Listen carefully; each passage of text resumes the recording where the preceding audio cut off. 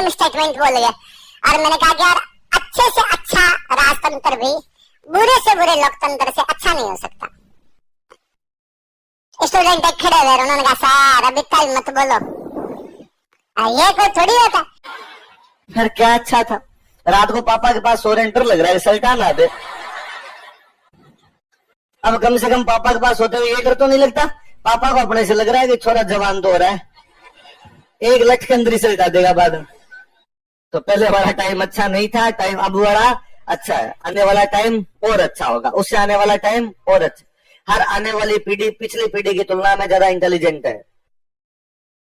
और आने वाला टाइम उत्तरोत्तर और प्रगति करेगा, ज्यादा इंटेलिजेंट लोग आएंगे, ज्यादा बुद्धिमान लोग होंगे, दुनिया का और विकास करेंगे।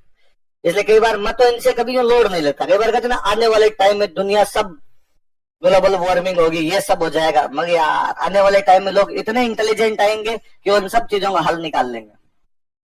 कि आने वाले टाइम में जनसंख्या बढ़ जाएगी, अनाज बचेगा नहीं, किसको चाहिए अनाज? नैनो टेक्नोलॉजी आएगी, एक चावल का दाना खाओगे 3 दिन भूख नहीं। अपने आप नई पीढ़ी आवश्यकता आविष्कारों की जननी है। जब चीजें पड़ेगी आपके ऊपर आके तब सब चीजों के हल निकल जाए।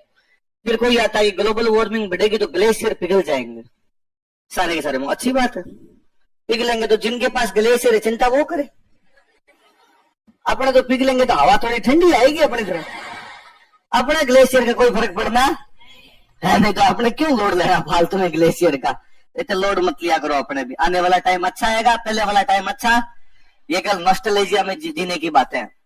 जब अक्सर हम बात करते हैं नहीं कोई गांव में डोकरे बैठ के ऐसी बातें करेंगे, नहीं कि पहले वाला टाइम, वरना आप राजनीतिक, सामाजिक, आर्थिक, धार्मिक किसी भी रूप से देख लो, पहले वाला टाइम किसी भी तुलना में अच्छा।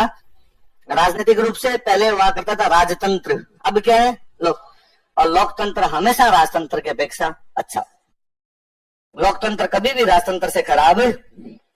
मुझे याद है मैं किसी क्लास में 2-3 साल पहले की बात है, ये कोई पढ़ा रहा था, तो ये बात आई तो मैं थोड़ा एक्सट्रीम स्टेटमेंट बोल गया और मैंने कहा कि यार अच्छे से अच्छा राजतंत्र भी बुरे से बुरे लोकतंत्र से अच्छा नहीं हो सकता। स्टूडेंट एक खड़े हुए, उन्होंने कहा सर अभी तक मत बोलो, ये कोई थोड़ी होता है कि साहब राजतंत्र कितना भी अच्छा हो, लोकतंत्र कितना भी खराब हो तो भी लोकतंत्र अच्छा होता है। सर लोकतंत्र में 100 कमियां है और राजतंत्र में भी 100 अच्छाइयां होती है। मैंने कहा बात तो सही है, मैं अपने शब्दों को वापस ले लेता हूँ और मुझे इतना एक्सट्रीम नहीं बोलना चाहिए था, चलो जो आपने बात की वो मान लेता हूँ, क्या राजतंत्र भी थोड़े ठीक ही होते हैं और लोकतंत्र भी थोड़े खराब होते हैं। पर मैंने कहा मैंने एक लाइन बोली चेयर पे बैठ के कि अच्छे से अच्छा राजतंत्र भी बुरे से बुरे लोकतंत्र से अच्छा नहीं हो सकता। और आप हाथों हाथ खड़े हुए और आपने खड़े होकर सर आपकी बात गलत है, ये खड़ा होना केवल लोकतंत्र देता है। ये जो ताकत थी कि मेरे बोलते आप हाथों हाथ खड़े हो गए और खड़े होकर आपने कहा कि सर आपकी बात गलत है, ऐसा डेमोक्रेसी में संभव है। वरना अभी राजतंत्र होता, मैं राजा वाली चेयर पे होता, मैं जीभ काट लेता। आप मेरे खिलाफ कैसे बोल सकते हैं? ऐसे वो आप सामने खड़े होके बोल जाओ, फिर ये हंसने लग गया, तुम हंसने लग गया। पर मगर यार राजतंत्र होता तो ये कोचिंग भी पता नहीं होती कि नहीं होती, मैं आपको पढ़ाता कि नहीं पढ़ाता। तो स्टूडेंट फिर कोई मजाक करने लगे, तो सर फिर आप क्या करते? मैं हमारे बीकानेर में जूनागढ़ के आगे भाला लेके खड़ा रहता, आप अपने अपने किलों के आगे भाले लेके खड़े रहते। और तो क्या होता है, राजा का ऑर्डर आता, कभी आक्रमण जाते, वीर गति को प्राप्त होते, कहीं पे पीछे होती तो कोई वो सती होती रहती अपने आप ही बात। और तो क्या क्या किया जा सकता था? आर्थिक रूप से पहले खाने के दाने नहीं थे, बटकों से आज ही पूछ लो तो वैसी बातें हैं। सब अकाल पड़ा था तब खेजड़ी की छाल को पीस पीस के पी गए थे। अब कम से कम भूख से तो नहीं मरे हैं, सुबह शाम रोटी तो मिल ही जाती है। सामाजिक रूप से भेदभाव ज्यादा था, सामाजिक भेदभाव बहुत ज्यादा हुआ करता था, जातियों के बीच का भेदभाव बहुत ज्यादा हुआ करता था, उसमें कहीं ना कहीं कमी आई है, भले थोड़ा ही कम हुआ लेकिन कमी आई। धार्मिक रूप से मेरे तो ये भी बात कभी नहीं समझ में आई, जब कोई भी आजकल आग कर देता, आजकल हिंदू मुस्लिम के बीच में थोड़ी थोड़ी दूरियां बढ़ रही, आजकल अब तो दूरियां खत्म हो गई। आज के 3 पीढ़ी पहले आपस में एक दूसरे के घर पे खाना पीना नहीं था, आज की 4 पीढ़ी पहले हिंदू मुसलमान आपस में युद्ध कर रहे थे, युद्ध, अब तो दंगा ही है। इससे पहले डायरेक्ट युद्ध ही है, इधर से तोप लेके हुआ है और उधर से तोप लेके हुआ है, डायरेक्ट युद्ध में साहब। अब तो आपके फिर भी एक दूसरे के, मुसलमानों के दोस्त हिंदू मिलेंगे, हिंदुओं के दोस्त वो मिल जाएंगे, पहले नहीं था। गांव की वास्तविक सिचुएशन कभी पता करके देखो कि एक दूसरे घर पे खाना भी खाते थे क्या? खाना भी पॉसिबल नहीं था। नहीं नहीं, ऐसा नहीं हो सकता। हम उनके बर्तनों में नहीं खाए, रही हमारे बर्तनों में नहीं खाए, उसके अंदर कहीं ना कहीं कमी आई है। आने वाले टाइम में ये कमी और दिखाई देगी आपको। तो पहले वाला टाइम अच्छा नहीं था, टाइम कौन सा अच्छा है? आने वाला टाइम और अच्छा है, उससे आने वाला टाइम और अच्छा है।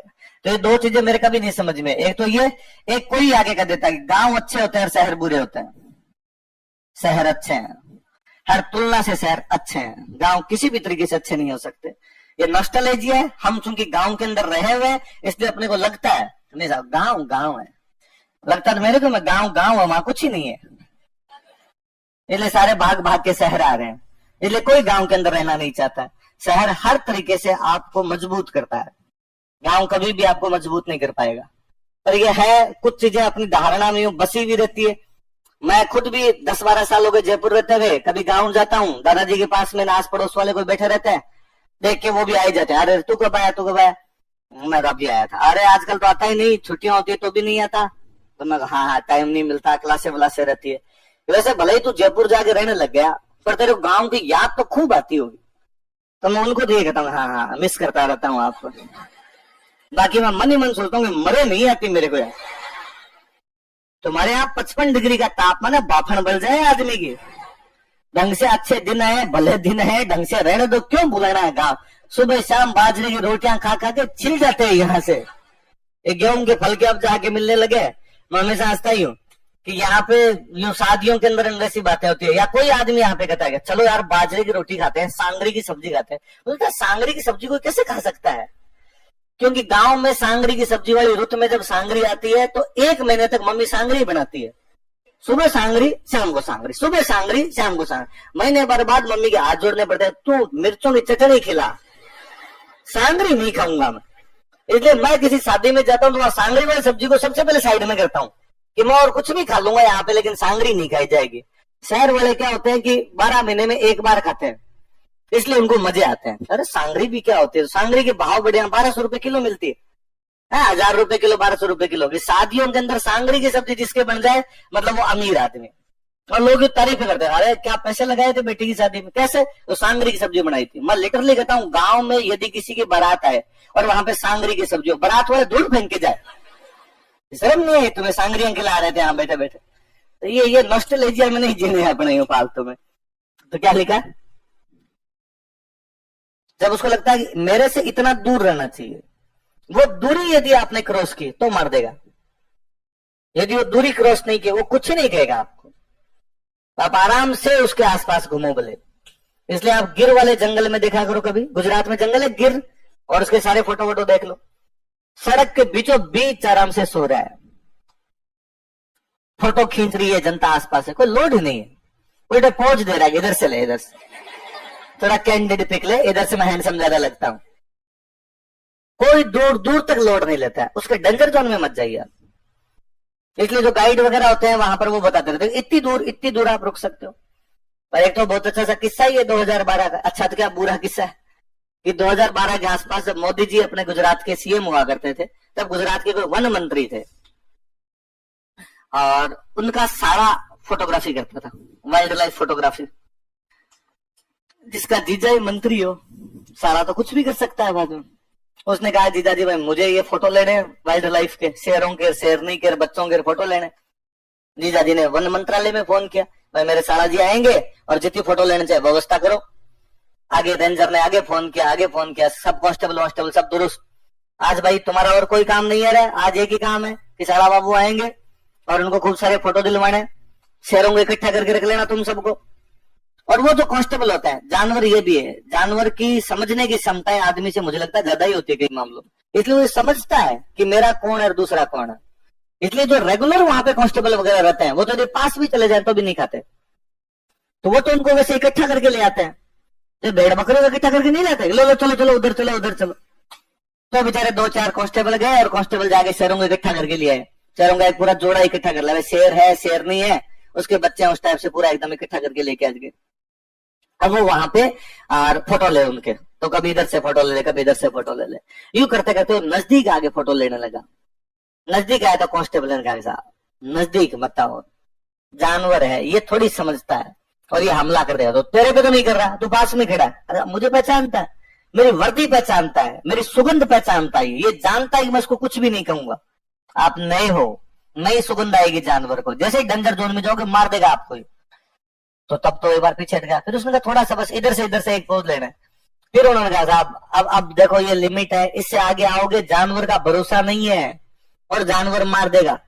पर उसको लगता है यार झूठ बोल रहे हैं, खुद तो बेटा आसपास घूमते हैं, खुद तो कभी इसको इधर कर रहे हैं, शेर को कभी इधर कर रहे हैं, इनको तो नहीं खा रहा और मेरा कैसे खा जाएगा। और उसको लगा अब ये शेर पालतू जैसे है, ये नहीं खाएंगे। यूं करता करता वो कैमरा लगे एकदम पास चला गया। जैसे ही पास जाता है वो शायद अब तो यूट्यूब से वीडियो हटा दिया होगा, बहुत दुर्दांत वीडियो है। और जैसे ही पास जाता है वो शेर झपट्टा मारता है उस पर। झपट्टा मार के पहले तो गर्दन अलग फेंकता है, गर्दन ही पकड़ता डायरेक्ट यहाँ से जाए, गर्दन अलग धड़ अलग।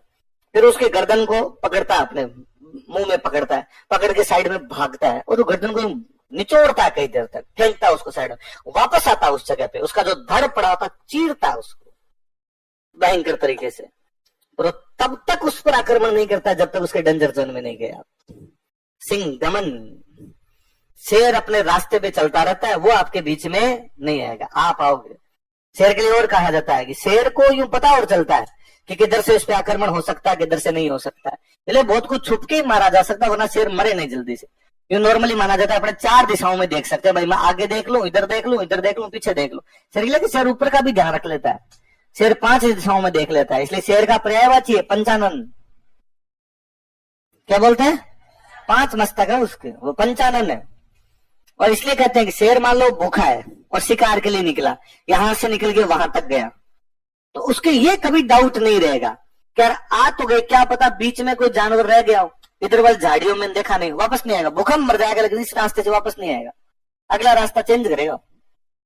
उसे कॉन्फिडेंस है कि मैं निकला हूं तो जानवर नहीं बचा, मैं निकला हूं तो मेरी नजरों के सामने जो कुछ आया होगा। तो सिंह गमन, अगला क्या शब्द है? सतपुरुष वचन, सज्जन आदमी। एक बार जो बात कहता है उससे मुकरता नहीं है। शेर एक बार जिस रास्ते का चुनाव कर ले उस रास्ते से टलता नहीं है। सज्जन आदमी एक बार जो बात बोलते उसे मुकरता, और ये नहीं आज मैंने आपको कोई बात बोली, कल कोई बोल दी, परसों कोई बोल, चुनाव कर ले उस रास्ते से टलता नहीं है। सज्जन आदमी एक बार जो बात बोलते उसे मुकरता, और ये नहीं आज मैंने आपको कोई बात बोली, कल कोई बोल दी, परसों कोई बोल दी। थूक के चाटने की प्रवृत्ति सज्जन लोगों में, उन्होंने एक बार एक बात कर दी, वो जिंदगी भर अटल रहेगा, ना ऐसा हुआ था तो ऐसा हुआ था। अगला क्या है? कदली फल एक बार, केले के पेड़ पे एक ही बार फल आता है। केले के पेड़ पे जहां एक बार केला लग गया वहां पे दोबारा नहीं लगेगा। शेर एक बार जिस रास्ते से जाता उसका चुनाव दोबारा। सज्जन आदमी एक बार करने के बाद बात से पलटता। केले के पेड़ पर दोबारा फल। अगला शब्द क्या?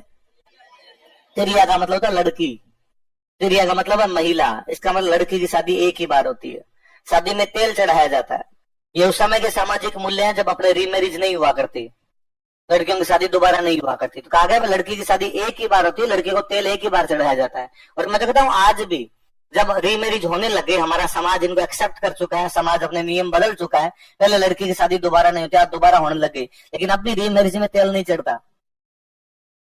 अभी कहते हैं सैंपल, बाकी के सारे रीति रिवाज हो जाएंगे, तेल चढ़ाने वाले रीति रिवाज अब भी नहीं होते। लड़की के तेल एक ही बार चढ़ाया जाता शादी के टाइम की रस्म है। अगला क्या है? और हमीर जैसी जिद चढ़े न दूसरी बार, ये काम दोबारा नहीं हो पाए कभी। शेर एक बार जिस रास्ते से गया उसे पलट के नहीं आया। सज्जन आदमी एक बार जो बात कहता उसे टलता नहीं है। केले के पेड़ पर दोबारा फल नहीं आते, लड़के के दोबारा तेल नहीं चढ़ाया जाता, मतलब शादी नहीं होती। और हमीर जैसे जिद ना भूतो ना भविष्य थी, ना तो उससे पहले किसी ने की थी। क्या किस बात की जिद है? शरणागत की रक्षा करने की। ना तो उससे पहले कोई इस प्रकार की कर पाया था, ना उसके बाद कोई इस प्रकार कर पाया। अरे सुन, बोलो देखिए दुआ क्या? सिंह गमन, सतपुरुष वचन, कदली फल एक बार, तिरिया तेल हमीर। अरे सुन, फिर मैंने बता दिया ये सामाजिक मूल्य है कि आज अपने भले ही कहे कि वो अपनी जिद के लिए मर गया था, कट के मर गया था, हट के लिए मर गया था, पर हमें बात माननी पड़ेगी कि सामाजिक मूल्य देश काल परिस्थितियों के अलग अलग होते हैं। उस समय का जो समाज था उसके सामाजिक मूल्य अलग थे, आज का जो अपना समाज है उसके सामाजिक मूल्य अलग। इसलिए आज कोई बैठ के कहेगा यार मूर्ख आदमी था, क्यों मरा? अलाउद्दीन के दुश्मन थे, घर से बाहर